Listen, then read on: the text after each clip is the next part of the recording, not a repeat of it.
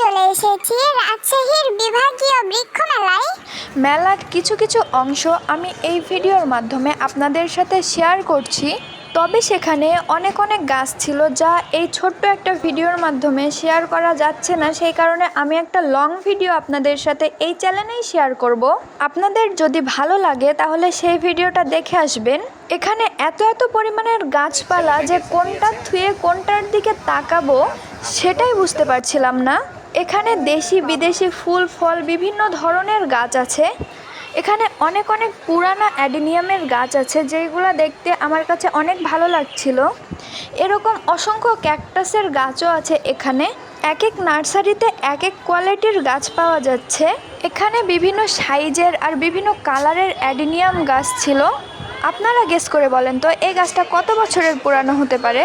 আর এই মেলাটা চলছে রাজশাহী চিড়িয়াখানার অপোজিটে।